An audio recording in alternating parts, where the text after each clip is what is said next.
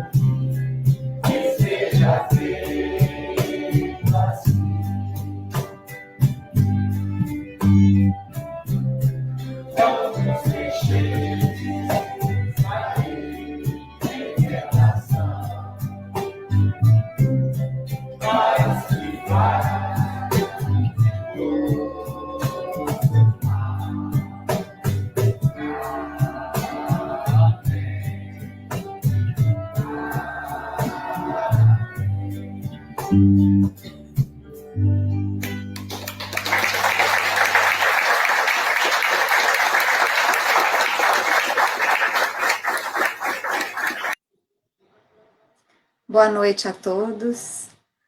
Com grande alegria, nós retornamos em mais um domingo e é preciso fazer uma ressalva. Eu, particularmente, adoro trabalhar com o Frederico, nosso Fred, mas tem sido uma grande alegria no domingo passado e hoje, novamente, trabalhar entre mulheres, minhas amigas, creio eu, que de muito, muito tempo, não de tempo mais recente, e é sempre, e tem sido, né, uma delícia trabalhar, nós mulheres falando de lições de outra mulher, de Joana, porque cada alma tem da sua característica. Então, o Fredinho faz falta, é sempre bom trabalhar com ele, mas tem sido um ganho imenso dividir essa noite de domingo, não é mesmo, Júlia e Sandra? Acho que vocês concordam comigo. Plenamente. Estou achando uma delícia. Também estou.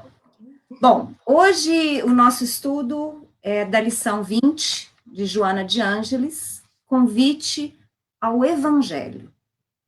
Joana, nessa lição, traz a realidade da vida para todos aqueles que dizem amar a Jesus e seguir-lhe as lições.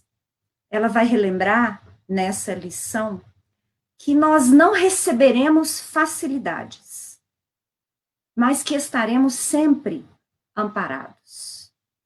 E ela inicia a lição dizendo: não há outra alternativa, seguir Jesus ou atormentar-se.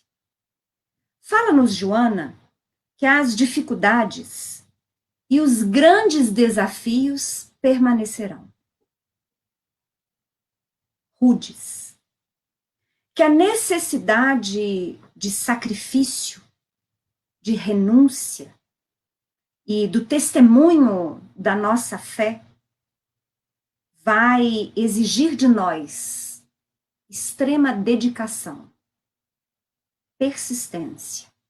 Vai exigir de nós a exemplificação da fé, da hombridade, da retidão, da justiça, de sentimentos fraternos, amorosos, conciliadores, que saibamos perdoar. E nós seremos chamados a exemplificar tudo aquilo que já sabemos, em cada lugar, em cada tempo, com quem quer que estejamos. E que nós não nos enganemos. Nós seremos chamados a exemplificar a luz nas trevas. Assim como o médico e a enfermagem preparados são chamados a atuar junto aos aflitos, junto aos doentes. Assim como os cozinheiros são chamados a prestar serviço àqueles que têm fome. Como todos que são chamados a cumprir determinado dever junto àqueles que mais carecem da prestação de serviço. Então, que nós não nos iludamos. Nós não obteremos grandes facilidades na vida, não. Não é porque amamos a Jesus, e eu quero crer que hoje nós amamos a Jesus, efetivamente somos profundamente apaixonados pela lição do Mestre, e porque já nos perdemos por longos caminhos. Hoje nos sentimos mais fortes nesse amor. E por estarmos mais fortes nessa busca por seguir o Mestre, não será fácil. Não será fácil porque o Evangelho é isso. O Evangelho é sentimento, mas é atitude. Em outras palavras, a boa nova de Jesus nos convida e nos chama ao aprendizado interior, mas à vivência, onde quer que estejamos.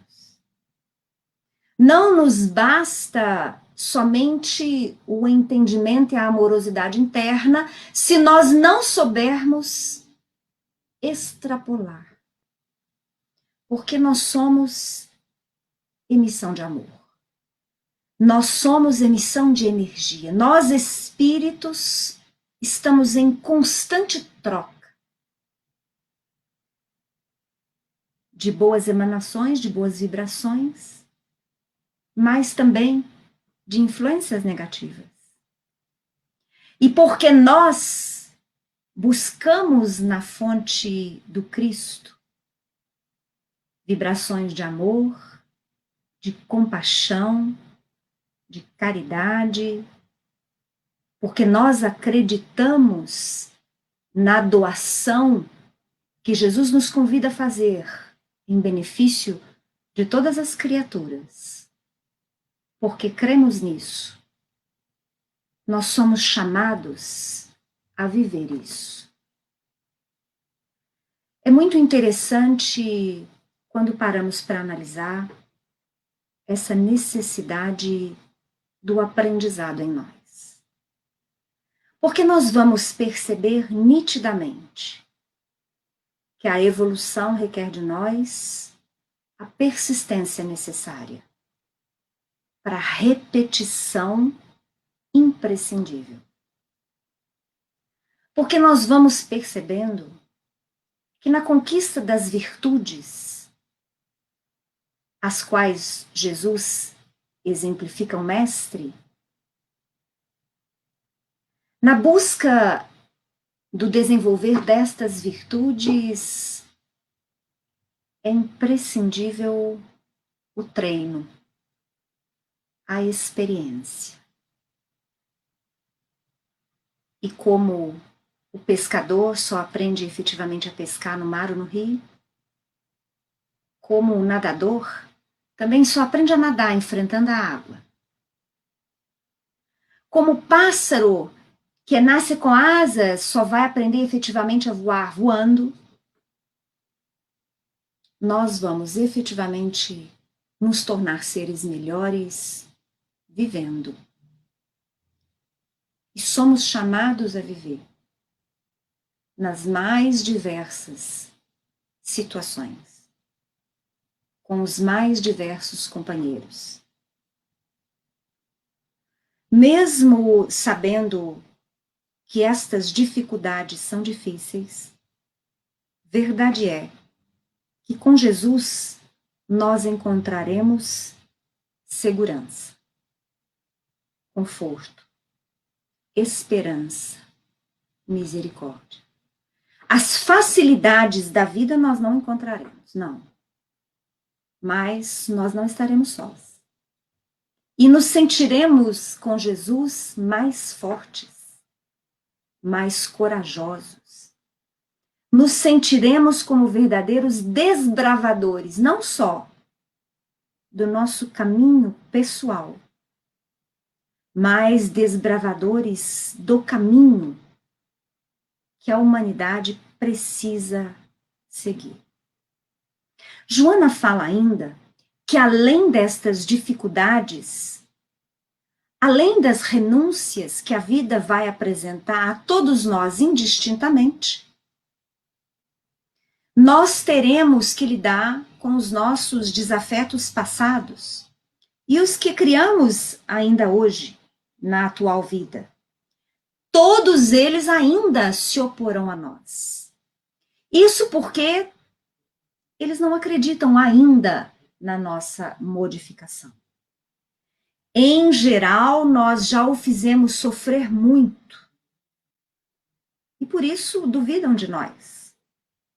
Eles não confiam nas nossas melhores intenções do hoje. E não há outro caminho a seguir a não ser a da exemplificação. Muitos deles permanecerão contra nós durante largo tempo, violentos ou somente observadores. E por isso, não há como voltar atrás. Porque nós não queremos mais voltar atrás. A verdade é que as lições do Evangelho falam hoje aos nossos corações como nunca falaram antes. Sim, nós já estivemos certamente em outras expressões religiosas. Todos os que hoje nos encontramos estudiosos da doutrina espírita, viemos de outras expressões religiosas. Nós nos apaixonamos outras vezes por Jesus, mas em geral, nos perdemos. Não conseguimos compreendê-lo efetivamente. Mas hoje quero crer que com o auxílio da fé raciocinada, hoje nós podemos amar de forma especial a Jesus. E hoje os nossos corações já conseguem beber na fonte do Mestre relativa paz, relativa coragem, relativa resistência e persistência. Diz-nos Joana que o mundo é oportunidade única. Cada uma das nossas experiências é única. Nunca mais nós seremos exatamente como somos hoje. Nunca mais esse momento será exatamente igual. O dia de hoje nunca mais vai se repetir exatamente como ocorreu. Muito possivelmente, os nossos pais nessa presente existência não serão necessariamente nossos pais novamente. E aqueles com os quais temos efetivo amor e efetiva sintonia, afinidade, serão nossos companheiros eternos na longa caminhada. Nossos irmãos, nossos amigos, todos companheiros de viagem. Nossos amores físicos, amores pela eternidade. E nunca estaremos sós. Mas cada momento é único. A aprendizagem, o movimento da ascensão, o aperfeiçoamento prossegue. É lei para todos, indistintamente. Depois desse tempo, retornaremos à vida espiritual, colhendo os resultados de tudo o que cultivamos. Fala-nos Joana, para não nos deixarmos abater diante dos desafios que serão lançados por buscarmos servir na seara do bem. Então, além de lidarmos com essa realidade que ela nos apresenta, da permanência das dificuldades, não podemos nos enganar. Surgirão outros desafios, novos desafios, justamente porque nós estamos tentando trilhar caminho diferente, caminho distinto daquele que costumamos levar até aqui. Diz-nos ela, no corpo tudo passa, e rapidamente passa. Por isso ela nos relembra do convite do Mestre, faz-te pescador de almas. Olha que convite. Jesus não convidou tão somente Pedro a ser pescador de almas.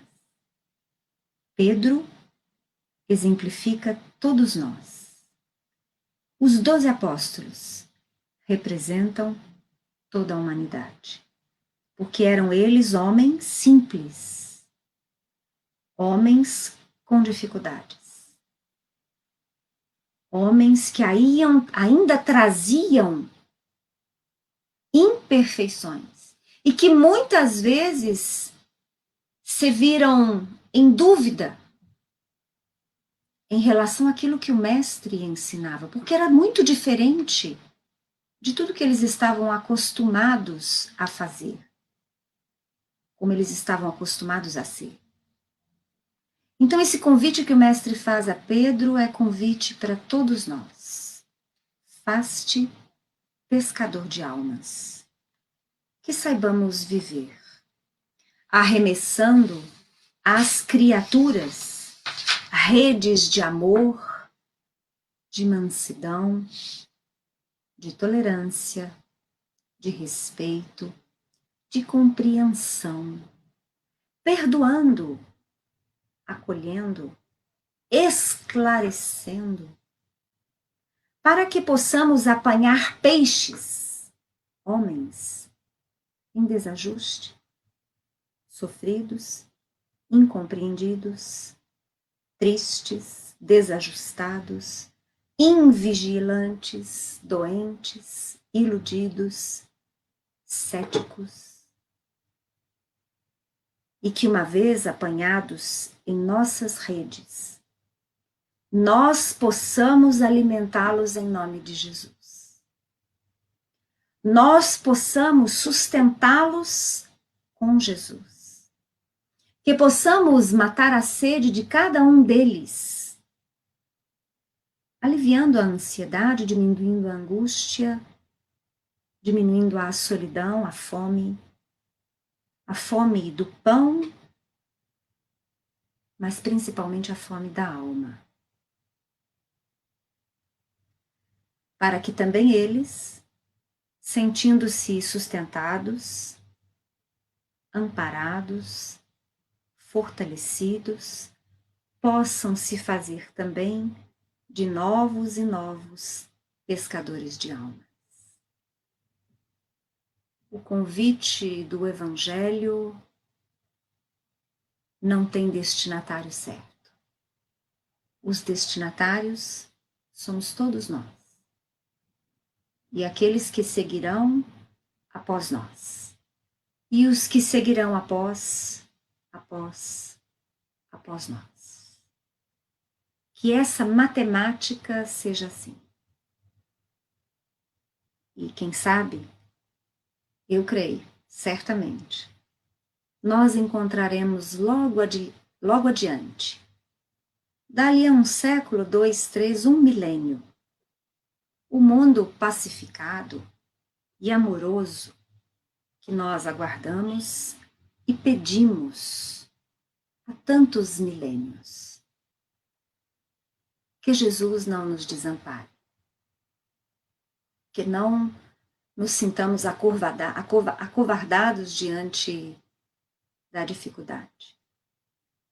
Que quando nós nos sintamos enfraquecidos, possamos voltar novamente o nosso coração, o nosso pensamento a Jesus, obtendo novamente dele a força necessária. Porque como pescadores, nós não podemos desistir. Porque pescando não é só o nosso alimento como espíritos que buscamos, mas é simplesmente o alimento da humanidade.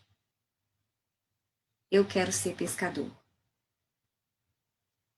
para que todos aqueles que eu conheço, que me conheçam, com quem eu conviva, ou tantos outros, possam também eles, tocados pela rede, ser também pescadores, nessa matemática que há de se multiplicar. Nisso eu creio. Eu achei linda essa lição, porque o Evangelho fala disso. Ele é convite. Ele é convite pacificador, mas ele é convite à nossa atividade. É convite para que possamos prosseguir. Lutemos. Nós estamos sendo pacificados por Evangelho, não para ficarmos quietos, mas para sermos guerreiros de Jesus. Mas essa é a minha visão. Eu quero muito ouvir a visão da Júlia e depois da Sandra, porque elas sempre me surpreendem. Então agora é com você, Júlia, depois com a Sandra. Ok, querida. Boa noite a todos. Eu gostaria de começar lembrando e parabenizando a nossa companheira Adriana, que se tornou evangelizadora e faz parte hoje desse grupo de tarefeiros, de voluntários que se dedicam à evangelização da criança. Parabéns, Adriana, pelo seu aniversário.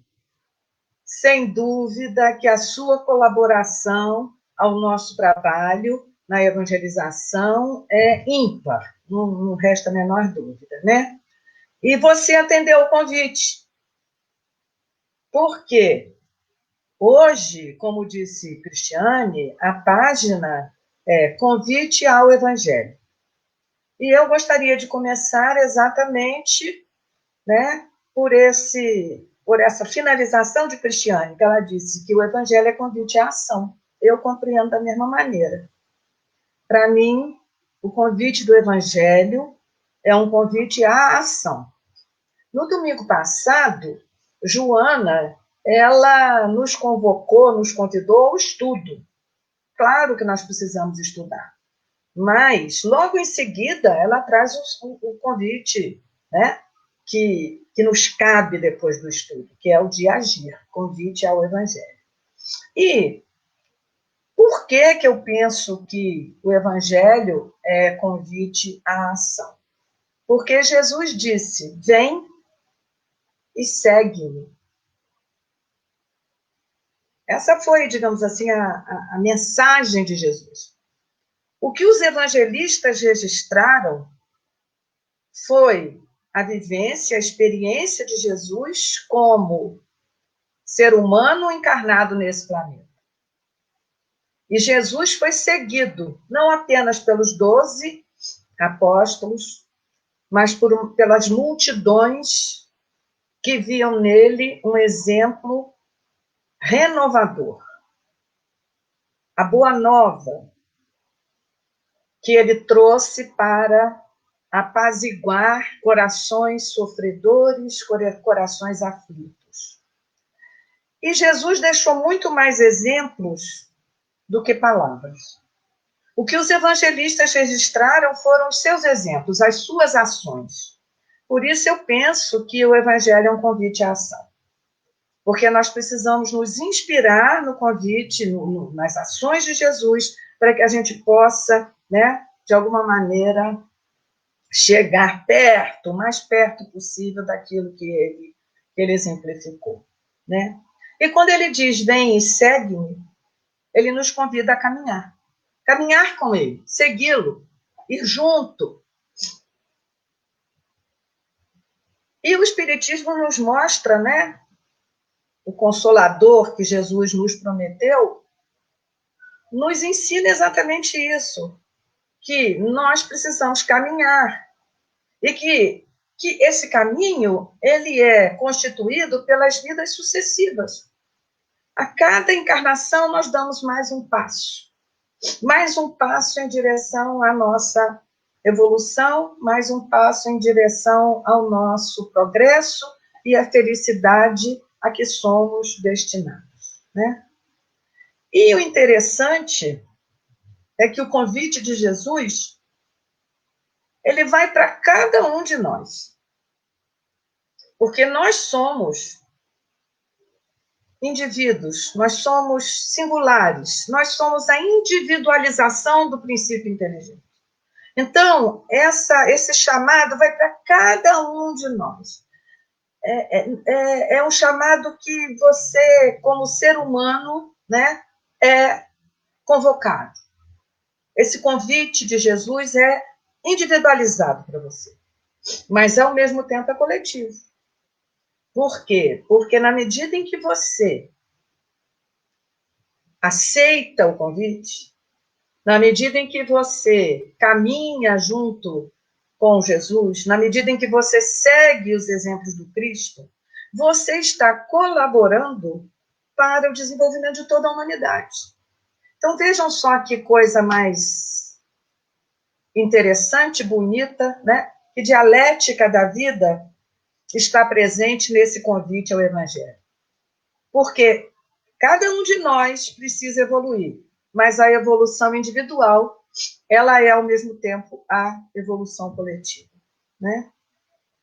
Por isso é que nós precisamos colocar, né, a mensagem evangélica em ação. E a mensagem evangélica nada mais é do que o amor. Todos os exemplos de Jesus são exemplos amorosos. No momento em que o mundo se debatia em guerras, na dominação de um império romano sobre praticamente todo mundo conhecido, né? Naquele período de sangue, de tortura, de martírio, de guerra, Jesus trouxe uma mensagem de amor, de pacificação, de compreensão, de perdão. Então, se a gente for colocar o evangelho em prática, se a gente for aceitar o convite do evangelho, nós precisamos desenvolver dentro de nós essa amorosidade que temos latente, que está aqui na essência divina, que preenche o nosso íntimo. E que, como disse Cristiane, não é uma coisa fácil ainda para nós, no nível em que nos encontramos. Estamos caminhando, estamos aí dando passos, graças a Deus, né? Graças a Deus que hoje nós já temos a compreensão e o conhecimento de que são as experiências de cada encarnação que podem nos levar ao progresso. E que, portanto, nós precisamos aproveitar essas experiências e vivenciá-las da melhor maneira possível. Com paciência, com resignação, com trabalho, né? Sem desistir diante das adversidades, porque a vida é feita de obstáculos. Mas nós temos a capacidade criativa de transformar obstáculos em oportunidades de progresso, né? Então, o que precisamos fazer é viver o Evangelho. E aí eu também gostaria de trazer aquilo que Joana agrega, né, a respeito desse convite, naquela passagem evangélica que diz respeito ao convite que Jesus faz a Pedro e a seus companheiros pescadores. O Evangelho, os evangelistas contam, narram essa passagem, segundo a qual eles haviam estado no mar, estavam trabalhando, tiveram trabalhando o dia inteiro, tentando encontrar o sustento para a sua família. E voltaram para casa à tardinha, sem conseguir encontrar os peixes necessários. Estavam cansados, estavam exaustos, e quando voltaram, encontraram Jesus. Isso era no lago de Genezaré, na região de Cafarnaum, onde havia a residência de Pedro. E Jesus ficava muito na residência de Pedro, nós temos essa informação. Então, Jesus diz para Pedro: voltem, levem de novo o barco ao mar, só que vocês devem ir em águas mais profundas. Imaginem vocês um pescador que esteve lá no mar, né? No mar, quer dizer, não era mar, era um lago, mas nas águas, e que esse pescador estava cansado, tinha trabalhado, tinha lutado, né, jogado as redes e nada conseguido. Então, além do cansaço físico, a gente pode imaginar que havia uma exaustão mental, um desânimo, né, porque não haviam conseguido trazer para casa nenhum resultado pelo trabalho despendido. E Jesus diz: voltem, vão lá. Só que vocês precisam agora ir em águas mais profundas. E apesar de todo o cansaço, apesar de toda a exaustão, eles voltaram. E foram às águas mais profundas. E quando chegaram lá, as redes se encheram de peixes. E eles puderam voltar com todo aquele resultado de um novo trabalho, né? Feito sob a inspiração de Jesus. A pesca foi abundante, porque eles tiveram a coragem de voltar, eles tiveram a coragem de regressar e ir mais fundo. Foram a águas mais profundas. E aí tiveram sucesso. O que nós podemos pensar, no meu ponto de vista, a respeito disso, é que nós também precisamos levar nosso barco a águas mais profundas. Nós precisamos sair da superficialidade, né? Principalmente nesse momento em que vivemos, um momento em que temos uma sociedade em que os valores são escassos, né? As coisas têm mais preço do que valor, momento em que as aparências dizem mais do que a essência. Então, nós precisamos ser como aqueles pescadores que atenderam o chamado de Jesus e foram levar o barco para águas mais profundas. Apesar do cansaço, apesar de toda a luta, de toda a exaustão, nós precisamos encontrar forças para sair da superficialidade, para que a gente possa buscar um sentido maior na nossa vida. E esse sentido maior é aquilo a que Joana traz nessa página. Ela começa: não há outra alternativa. Se você quer dar um sentido para a sua vida, se você quer sair da superficialidade, se você quer realmente agir, se você quer melhorar, se você quer progredir, olha o que Joana diz, ela começa o texto assim: não há outra alternativa, seguir Jesus ou atormentar-se.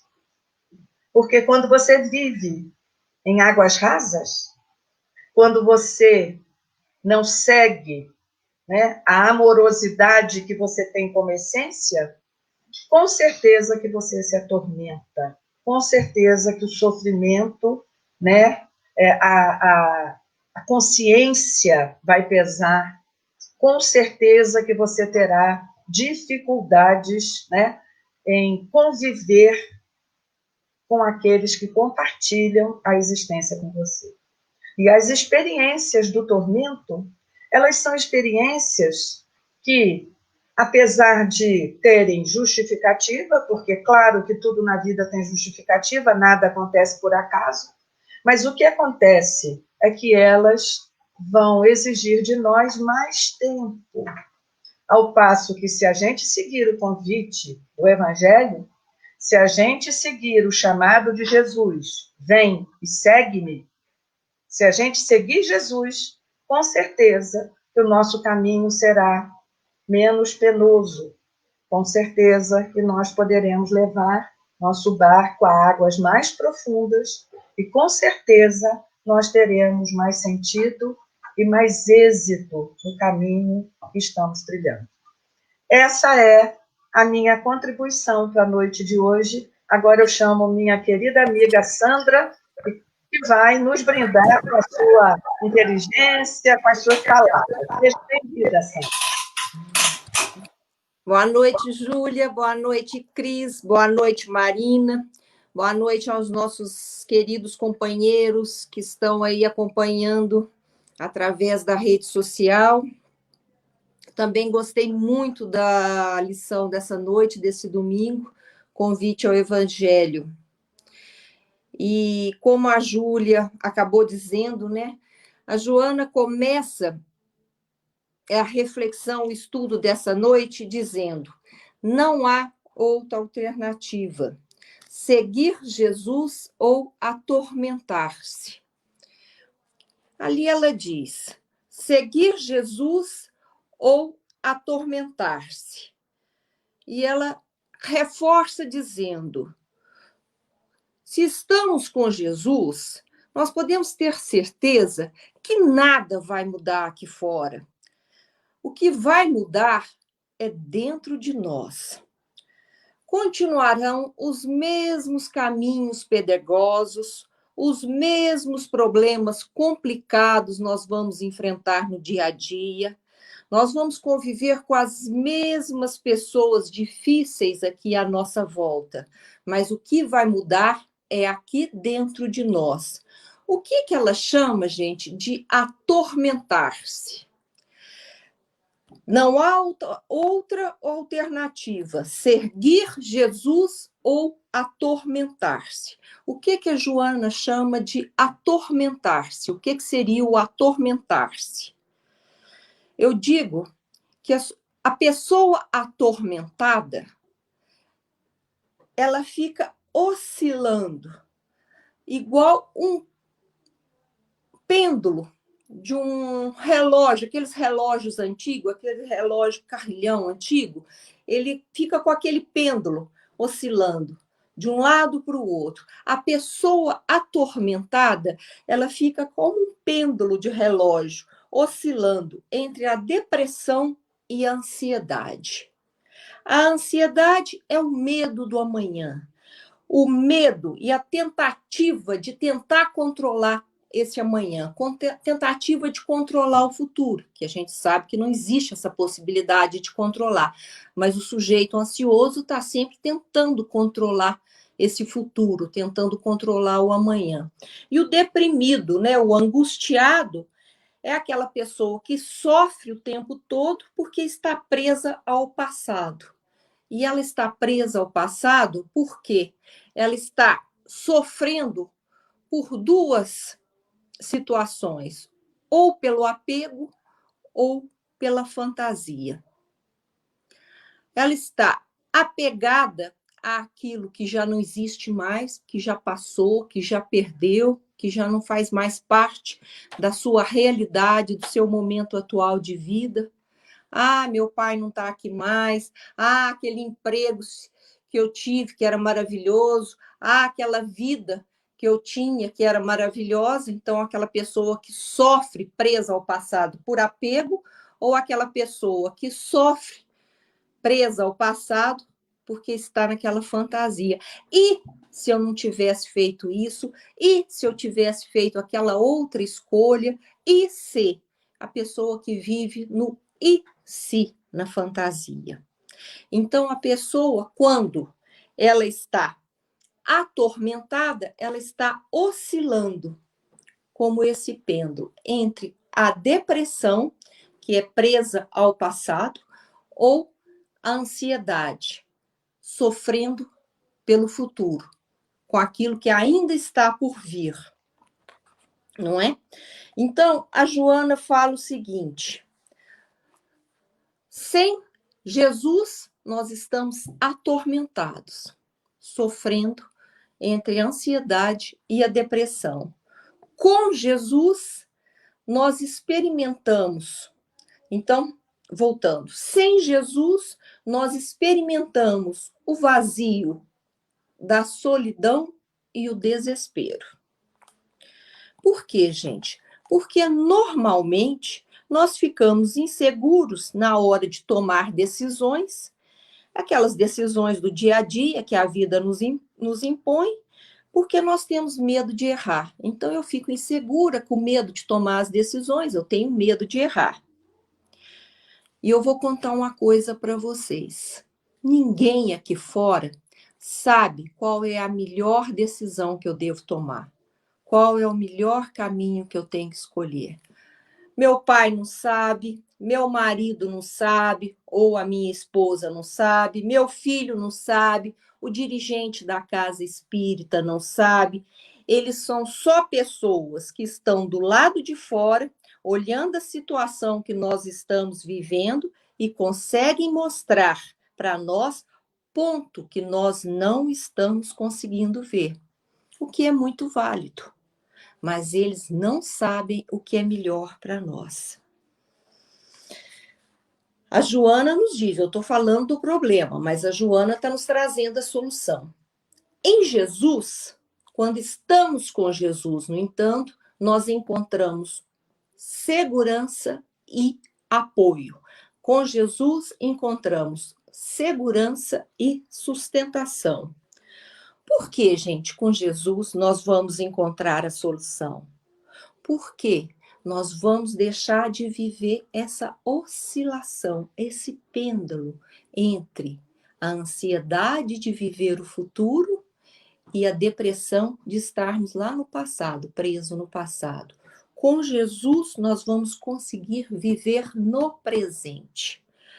Vou me explicar como é que é isso, né, gente, de tentar viver no presente.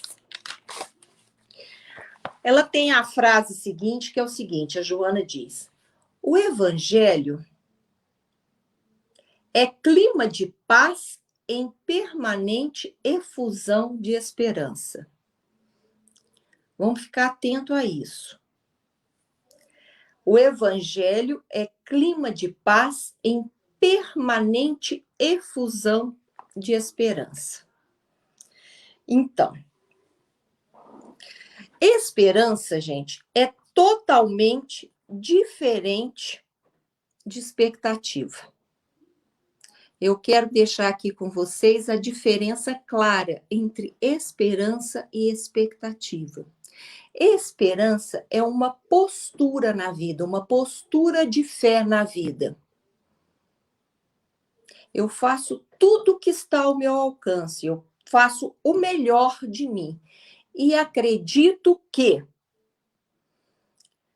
Deus está encaminhando aquilo que é melhor para mim, aquilo dentro da sabedoria divina, aquilo que eu mereço, aquilo que é o melhor naquele momento para mim. Então eu tenho uma postura de fé.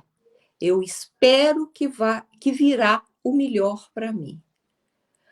A expectativa já tem uma conotação de controle. Eu quero controlar a situação, eu quero controlar os outros que estão à minha volta.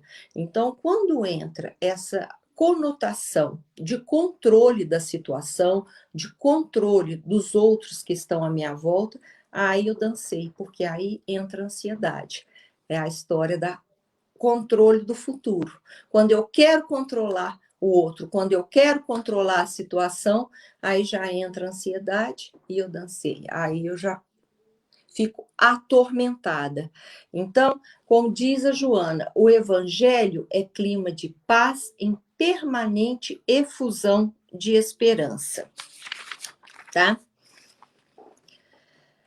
Bom, então, voltando ao que falávamos, diz que só dentro do nosso coração sabemos o que é melhor para nós. Qual que é a melhor decisão, qual que é a melhor escolha, qual que é o melhor caminho que eu devo tomar. O meu coração sabe. E eu preciso aprender a escutar o meu coração. Parece teoria, mas não é. A gente precisa aprender a conversar com Jesus. Na época de Jesus, há 2000 anos atrás, as pessoas iam até Jesus quando elas estavam em sofrimento. E Jesus conversava com eles. Se eles estavam doentes, Jesus curava, Jesus conversava com eles. E hoje nós temos a oportunidade de conversar com Jesus através do Evangelho. Então, nós podemos ir até Jesus, conversar com ele através do Evangelho. Então, fazemos uma oração do fundo do coração e, ao abrir o Evangelho, você pode ter certeza que virá para você aquela lição que você está precisando naquele momento, que virá uma solução, que virá um ensinamento, que virá uma ideia, que virá uma opinião, uma intuição para aquilo que você deve fazer. Então, você está conversando com Jesus através da leitura do Evangelho. Faça uma prece na hora de dormir e peça para o seu guia, para o seu anjo de guarda, que durante o seu sono físico possa conversar com o seu espírito, que você está com esse problema, que você está com essa solução difícil de tomar. que você precisa de uma orientação, peça para o seu anjo, para o seu guia, conversar com o seu espírito durante o sono físico. A hora que você acorda de manhã cedo, sempre vem aquela ideia na cabeça e você pode ter certeza que é a melhor solução. Você acorda com aquela ideia, com aquela solução e pode fazer que aquilo venha direto do seu coração e é a melhor solução, o melhor caminho, a melhor decisão a ser tomada. E é muito importante que a gente preste atenção nas nossas sensações físicas. A ansiedade é uma sensação física decorrente do nosso estado, de um estado, né, de euforia. Assim como a angústia é uma sensação física decorrente de um estado de espírito da depressão. Então, a gente começa a prestar atenção nesses estados de espíritos, nessas sensações físicas que eu tenho. E eu acho que para ilustrar isso que eu estou dizendo, eu gosto muito das passagens de Jesus com Marta e com Maria. Eu sempre comento sobre isso porque eu acho que ajuda tanto a gente entender esse tormento que, sem Jesus, a gente tem essa calma, essa sabedoria para tomar as decisões, porque tudo aqui fora continua do mesmo jeito, difícil da mesma forma. Mas com Jesus nós temos aquela calma, aquele apaziguamento interior, aquela sabedoria para tomar a decisão certa. E eu gosto de ilustrar isso que eu estou dizendo com as passagens de Jesus com Marta e com Maria. Tem aquela passagem que Jesus está na casa de Lázaro, Marta e Maria, ele sempre ia até lá porque eles eram amigos. Então, Maria está sentada aos pés de Jesus, embevecida, escutando os ensinamentos de Jesus. E Marta tarefada lá, correndo de um lado para o outro, porque Jesus chegava, mas Jesus chegava com aquele bando de gente junto com ele, né? Jesus não chegava sozinho. Tinha os discípulos, tinha mais os outros que acompanhavam, então tinha aquele povaréu junto com Jesus. Então, Marta estava lá, né, com aqueles afazeres todos da casa, para alimentar aquele povo todo, para dar conta de tudo aquilo, né? E Maria sentada lá, embevecida, escutando os ensinamentos de Jesus. Aí Marta fica nervosa com aquilo e diz assim: mestre, diz para Maria me ajudar, tá vendo que eu estou aqui apavorada com tanta coisa para fazer e ela fica aí sentada, olhando, escutando você. Aí Jesus olhou para Marta e disse: Marta, você está muito afadigada. Maria ficou com a melhor parte e ninguém vai tirar isso dela. O que ele está dizendo com isso? Ele quis dizer com isso que tudo tem seu tempo. Marta, calma, vai ter seu tempo para fazer isso. Há de aproveitar e me escutar também, que eu estou aqui para ensinar, eu estou aqui colocando essas pérolas para que vocês possam desfrutar disso. Maria aproveitou a maior parte, a melhor parte. Maria está aqui escutando isso, e você está aí afadigada, né? Então, como quem diz, a Maria está ali atormentada, está naquele estado de espírito de atormentada. E Maria está ali, naquela sabedoria, escutando Jesus.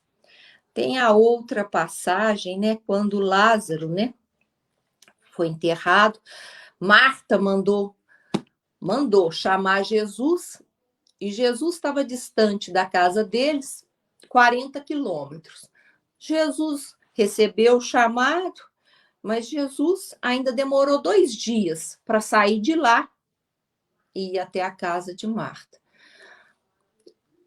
Demorou mais 2 dias na viagem, né? 40 quilômetros, acho que até dava, apesar de ir a pé, ainda até dava para fazer mais rápido, mas Jesus foi no tempo dele, porque sabia que tem o tempo de Deus para tudo, né? E foi no tempo dele, gastou mais 2 dias para chegar lá. A hora que chegou lá, Marta chegou para Jesus e disse: ai, mestre, você não chegou a tempo. Se você estivesse aqui na hora que nós precisássemos, tudo seria diferente. Agora, Lázaro já está enterrado. Maria saiu correndo na hora que Jesus chegou e falou isso. O que a gente pensa que ela quis dizer com isso, né? A gente pensa que ela está dando uma demonstração de fé. Ah, se você tivesse aqui, Lázaro não teria morrido, Lázaro não estaria enterrado. Não, ela não está dando uma demonstração de fé. A Marta está cobrando. Por que você não estava aqui a hora que nós chamamos? Porque você não estava aqui no nosso tempo, o tempo dos homens. Jesus foi no tempo de Deus, né? E tanto é que ele sabia, né, que não era a morte, era a catalepsia e tudo. E vocês sabem o desfecho da história. Mas, enfim, Maria estava quieta lá dentro de casa. Ela não foi apavorada lá fora, não. Ficou aguardando. A hora que Jesus chama, Maria, vem até aqui fora. Maria sai lá de dentro e vem até aqui fora atender Jesus. Enfim, o que eu quero mostrar com essas passagens de Jesus com Marta e Maria? Que Marta está sempre atormentada e Maria está sempre na sabedoria escutando Jesus. A boa notícia, gente, é que todos nós temos Marta e Maria dentro de nós. Marta e Maria não são duas pessoas físicas. Marta e Maria simbolizam dois estados de espírito. Marta simbolizando aquele estado de tormento, nós estamos atormentados, como eu disse, aquele pêndulo do relógio, né? Que está sempre oscilando entre a ansiedade e a depressão. A ansiedade com medo do futuro, querendo controlar tudo, a situação e os outros. E a depressão presa, sofrendo, presa ao passado, por apego ou por fantasia. E se? Então, a Marta representa isso, aquele estado de espírito da pessoa que está sempre atormentada. E a Maria, aquele estado de espírito de apaziguamento, de sabedoria, de quem escuta Jesus. Então, é isso que eu estou querendo falar, dizer que a gente precisa, quando diz Joana, com Jesus, nós temos essa sabedoria. Nós temos a Maria, nós podemos escutar o nosso coração e escolher a melhor decisão. Sem Jesus, nós estaremos atormentados. Nada aqui fora muda, as pessoas difíceis estarão à nossa volta, convivendo com a gente, o caminho é pedregoso da mesma forma, as soluções são difíceis de tomar, mas com Jesus nós temos essa sabedoria de escutar o coração, porque ninguém sabe o que é melhor para nós. Só nós mesmos, a hora que você escuta o seu coração, porque lá dentro é que está a melhor solução. E o que é mais importante, gente, que é o que eu estou dizendo, a gente precisa aprender a entender as nossas sensações físicas. Então, se eu escuto e vem aquela ideia, aquela solução, mas ela vem feito um vulcão, opa, parece que não é assim que eu tenho que resolver a coisa. Pode até ser, mas não dessa forma. Agora, se essa ideia, essa intuição, ela vem de uma forma serena, de uma forma tranquila, você pode ter certeza que isso veio lá do seu íntimo, lá do seu coração, veio através da intuição dos seus guias, dos seus mentores, do seu anjo de guarda. E só você sabe o que é melhor nesse momento, né? E para finalizar, gente, eu vou deixar aqui para vocês uma passagem de Eurípides Barçanufo, narrada por Hermance Dufour. Um dia, o grande médium lá de Sacramento, durante o sono físico, num processo de desdobramento do espírito, ele foi levado até regiões espirituais superiores. E lá chegando, viu ao longe um homem. Sentiu-se impelido em ir até este homem. E à medida que ele aproximou, ele reconheceu Jesus. Ficou paralisado, porque ele não se sentiu digno de se aproximar de Jesus. E tão logo ele parou, Jesus o olhou. E então ele percebeu que Jesus chorava. Ele pergunta: Mestre, por que choras? Porventura choras por aqueles que não conhecem o Evangelho? E então Jesus lhe dá uma resposta que tocou muito o coração de Eurípides. Ele diz assim: Não, Eurípides, não choro por aqueles ignorantes que desconhecem o Evangelho e amanhã o conhecerão. Choro por aqueles que, o conhecendo, não o praticam. Por aqueles que, sabendo, não o vivenciam. E Eurípides, naquele momento, tomou um choque muito grande e foi sugado imediatamente para o corpo físico. Aquilo representou para ele um profundo chamado para a vivência do Evangelho. E como todos nós sabemos, ele foi vitorioso nessa chamada do Evangelho. Esse era o recado que eu queria deixar para vocês. E a minha boa noite e meu agradecimento a todos. Boa noite a todos. Parabéns, Adriana. Feliz aniversário. A Júlia bem lembrou. Parabéns, Adriana. Até semana que vem, Júlia. Até semana que vem. Boa noite. Boa noite.